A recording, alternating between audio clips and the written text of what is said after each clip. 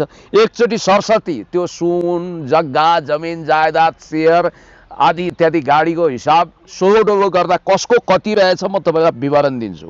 यो अनुसार सबभन्दा धनी मन्त्री रहेछन् गौरी यादव, जसको टोटल सम्पत्ति 70 करोड हुन आउँछ। ए 70 करोड 70 सुन जग्गा जमिन सबै मिसाएर।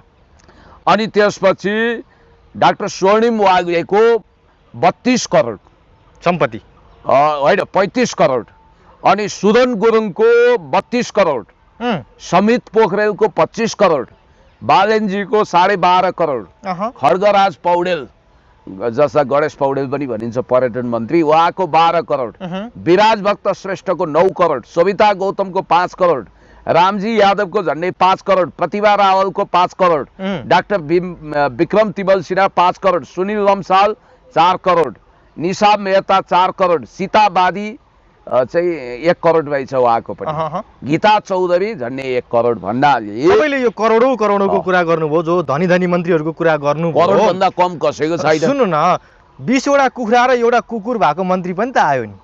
को? सीतावादी। सीतावादीले त्यो भन्नुभयो, तर उहाँको पनि लगभग जग्गा जमिन आदि इत्यादि गर्दा 1 करोडको हिसाब देखिन्छ। त्यो भएको हुनाले तर सम्पत्ति विवरणमा यो 20 वटा कुखुरा र एउटा कुकुरलाई किन सार्वजनिक गरेको क्या? अरूको घरमा पनि कुकुर त 4-5 वटै थियो होला।